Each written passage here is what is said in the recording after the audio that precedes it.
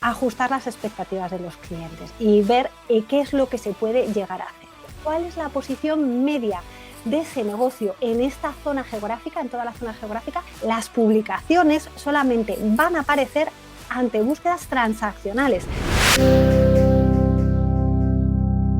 Pues hoy os quiero enseñar, como decía Luis, cómo posicionar negocios locales, pero con creatividad. Entonces, bueno, hasta ahora, siempre que hablamos de SEO local, siempre hablamos un poco de cuáles son los factores de posicionamiento, cuáles son, cómo tienes que trabajar la ficha. Y de hecho, el año pasado, Victoria Miranda hizo una presentación muy buena sobre eso, que si queréis conocer las bases del SEO local, os recomiendo que la veáis porque estaba fantástica. Lo que ocurre es que yo quiero ir un poquito más allá, ¿no? Para contaros cosas nuevas. Entonces, quiero olvidarme de checklist y quiero explicaros cómo podemos hacer cosas creativas también en el SEO local. Y para eso también es importante ajustar las expectativas de los clientes y ver qué es lo que se puede llegar a hacer. Y para eso es necesario saber cómo está el cliente, auditarle y en base a ello establecer una estrategia personalizada. Entonces, lo importante es aprender a leer mapas. En SEO local es muy importante los mapas de GeoGrid. Y aquí os enseño un mapa. ¿Qué es este mapa? Bueno, lo que nos dice es el negocio que estoy auditando está en el centro y entonces lo que estoy viendo es cómo posiciona para una determinada palabra clave, la money keyword, la que es la keyword más transaccional que más le interesa para su negocio. Entonces, si el usuario está buscando en el centro, este negocio le aparecería en primera posición. Sin embargo, si el usuario está en esta posición, está en esta ubicación, le aparecería el negocio en la posición 18. Es decir, muy pocas posibilidades de que ese usuario conozca el negocio. Y ya, si nos vamos más alejados, pues vemos que pone más 20. Normalmente las herramientas que ofrecen mapas de GeoGrid a partir de la posición 20 ya pues no siguen indagando y entonces te ponen ese más 20. Como veis, dado que en el posicionamiento local la proximidad del usuario al negocio es un factor esencial a la hora de posicionar, lógicamente estos mapas se van degradando. A medida que el usuario se va alejando, tu posición es peor. Entonces, tenemos que ver el mapa de GeoGrid como un mapa de colores, donde hay semáforos. Cuando está en verde quiere decir que tú apareces en el local pack. Cuando aparece en amarillo quiere decir que hay que dar a más sitios de local pack, ya el usuario tiene que hacer un clic, pero estás en esas primeras posiciones y ya cuando está naranja o rojo quiere decir que el usuario aparte de clic tiene que hacer scroll y entonces el posicionamiento pues no es tan bueno. Este es un mapa de mal posicionamiento local, ¿no? Entonces, si este posicionamiento es para la money keyword, realmente tienes que trabajar muy bien desde el principio y por eso tienes que hacer, pues quizás sí, un checklist y ver que realmente la página web está posicionando bien, la ficha, que la ficha es súper importante, más o menos tiene un peso a nivel de SEO local de un 60%, a nivel de todas las acciones que podrías llevar a cabo. Entonces, ya os digo que si el mapa para la money keyword de un negocio local está así, vamos, tienes que empezar a optimizar todo. Pero, ¿qué es lo que ocurre si está así? Os aseguro que este cliente tenía al principio todo rojo. Bueno, pues si está así, realmente tienes que empezar a ser bastante creativo. Aquí, como vemos, en esta zona inferior, en la zona sur, está rojo. Bueno, es normal, ahí además hay bastante más competencia y hay mucha más distancia con respecto a donde tiene el negocio. Entonces, ahí a lo mejor no me preocupa tanto, pero ¿qué es lo que me preocupa? Aquí lo que sí que me preocupa es que donde debería haber un 1 o un 2, de repente tengo posición más 20. Es decir, Google no me está teniendo en cuenta. Y no es que me baje posiciones, no, es que simplemente me descarta. Esto es lo que se llama filtrado de ficha, cuando Google decide que tu negocio ahí no tiene que aparecer porque considera que otro es más relevante. También quería deciros 3 métricas con las que solemos trabajar en el SEO local. Uno es el ARP, el otro es el ATRP y el otro es el SOLV. ¿Qué son estas métricas? Bueno, pues esta corresponde al Average Rank Position y lo que intenta medir es cuál es la posición media de ese negocio en esta zona geográfica, en toda la zona geográfica, cuando sí posiciona. Es decir, no tiene en cuenta los más 20. El ATRP tiene en cuenta esos más 20, donde el negocio no posiciona, por tanto, la posición siempre es peor en el ATRP frente al ARP. Un ARP de 342 para una zona geográfica amplia está bastante bien porque está cerca del local pack. Y luego el SOLV es el Share of Local Voice, es decir, qué porcentaje del mapa este cliente lo tiene ocupado en el local pack. Es decir, cuanto más alto sea ese porcentaje, mucho mejor. Bueno, pues en este caso, la verdad es que es bastante bueno todo este posicionamiento. Estamos hablando de un radio de 5 kilómetros a la redonda. Entonces, el posicionamiento está bien. Pero a mí lo que me preocupaba es qué está pasando aquí en estos más 20, donde yo debería estar en primera posición. Bueno, pues investigué a la competencia para ver quién me estaba quitando esas posiciones. Y bueno, pues aquí lo que vi es que los competidores tenían un share of local voice menor al 3%. Fijaros que yo tenía un 59%, pues los que me quitaban la posición tenían menos de un 3%. O sea, tenían casi todo el mapa en rojo. Pero la diferencia, después de analizar los factores de ranking, que era tanto la web como las reseñas, como la ficha, como todo el tema de citaciones y menciones, pues precisamente estaban las citaciones. Este es un negocio médico y resulta que los competidores estaban en Top Doctors y Doctoralia. Pero yo tenía aquí una limitación y es que el cliente estaba totalmente en contra de aparecer en estos directorios. No quería aumentar la gestión de citas a través de estos directorios y tampoco quería asumir costes adicionales. Y además él decía, si es que me va bien, no quiero invertir más. Pero yo como SEO sí que realmente quería transformar estos puntos rojos en verdes. Entonces, ¿qué es lo que hice? Pues tirar de la creatividad. Y entonces dije, bueno, pues vamos a ver cómo a través, dado que es un negocio médico, el EAT es bastante importante. Bueno, pues vamos a intentar construir esa entidad y trabajar la confianza y la autoridad a través del esquema. Y para eso trabajé con el equipo de Schema de Canadá. Y entonces lo que estuvimos viendo fue pues que la web tenía un esquema de About Page para el profesional, de Local Business para la Home en la parte de la clínica, en la parte de servicios tenía el esquema de procedimientos quirúrgicos, en la parte de blog tenía el de Article y luego también pues se hablaba de lugares donde este médico había estudiado. Pero realmente todo esto eran esquemas aislados.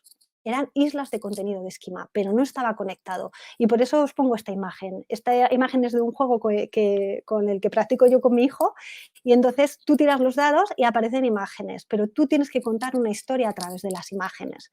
Imágenes que no tienen nada que ver. Entonces tienes que conectarlo. Bueno, pues con el esquema hay que conectarlo.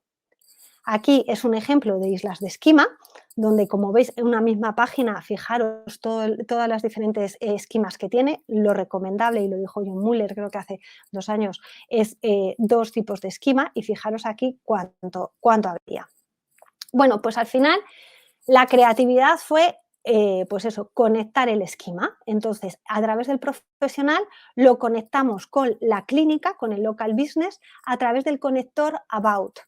El profesional se conectó a través de los servicios diciendo con el conector que era el proveedor de esos servicios. Y además, no tuve que quitar el de procedimientos quirúrgicos, el esquema de procedimientos quirúrgicos, porque procedimientos quirúrgicos no me permite la propiedad de provider.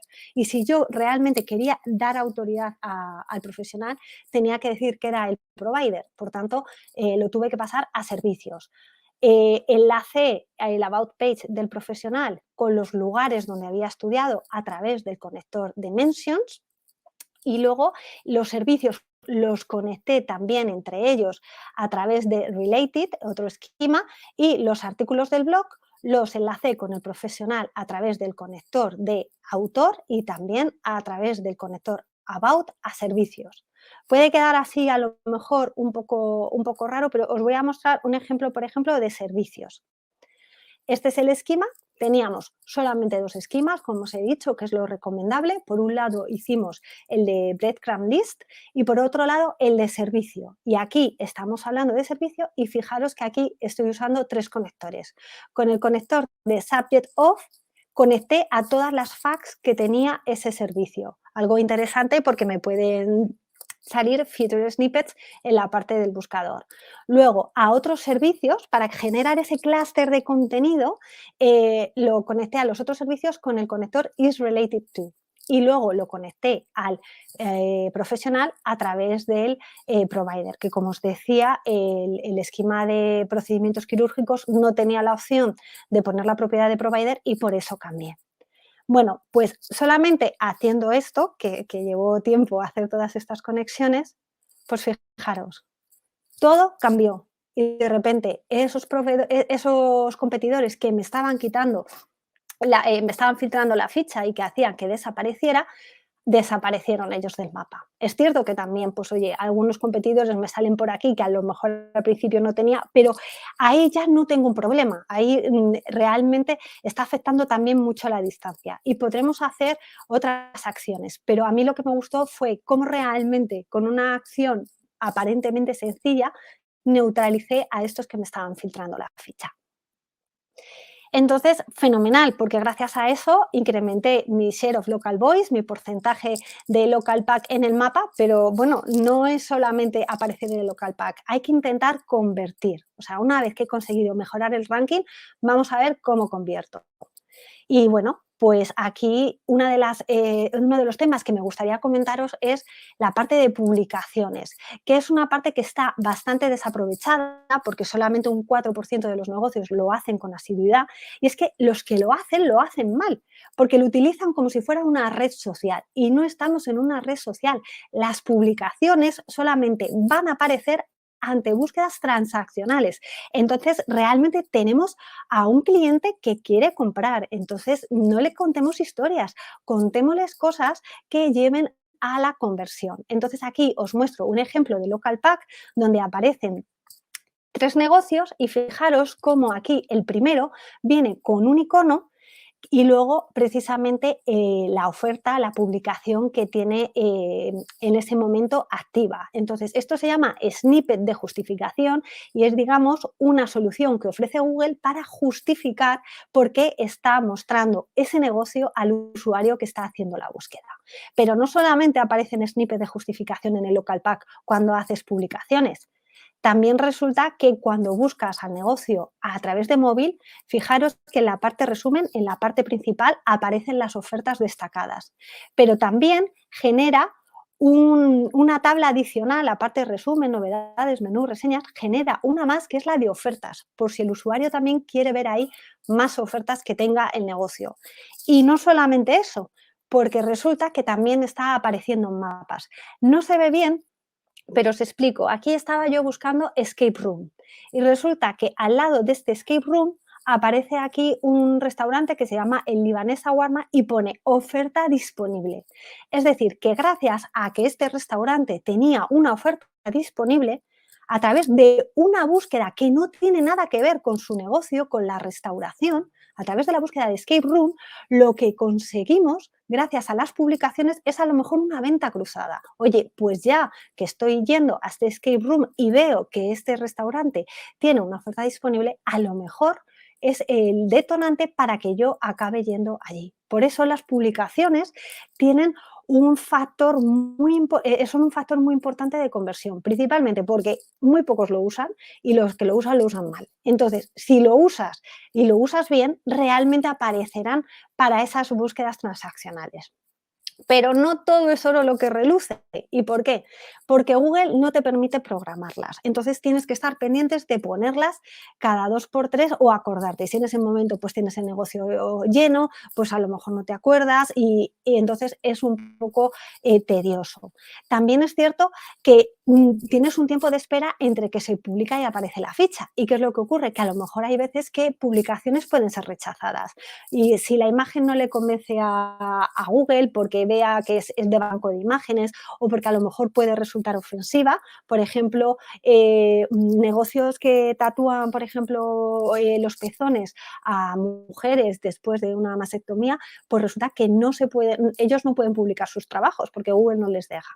Bueno, pues si publicación, Google la considera ofensiva, te la rechaza, pero no te avisa. Entonces tú crees que ya has dejado hecha la publicación, jo, he publicado la oferta, fenomenal, a ver cuánto me llega. La semana que viene, la siguiente. Llega la semana siguiente y resulta que, ostras, claro, pues no me ha llegado nadie, pues es que estaba rechazada. Entonces, bueno, nadie te avisa. Y tampoco tienes una visibilidad del trabajo en toda la cuenta. No sabes realmente si has trabajado muchas, pocas publicaciones y tienes además, si no tienes acceso a la API, tienes que ir ubicación por ubicación. Y tampoco tienes estadísticas agregadas ni segmentadas. Eso es algo que a mí siempre me ha interesado y preocupado. Yo quiero ver, o sea, cuántas visualizaciones de de mis publicaciones he tenido en un negocio a lo largo del mes, porque de esa manera también justifico mi trabajo. Pero también me gustaría segmentarlas en función de las áreas de actividad del cliente. Entonces, esto ahora mismo Google no lo permite.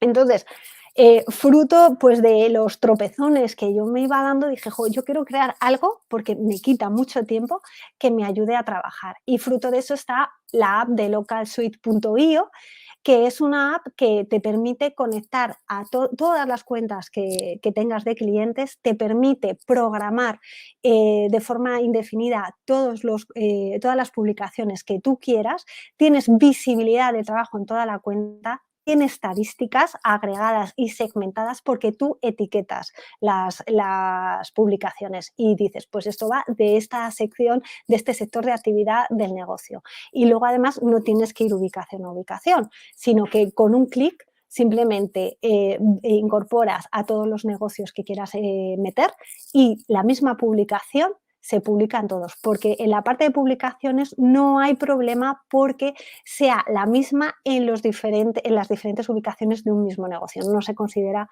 contenido duplicado.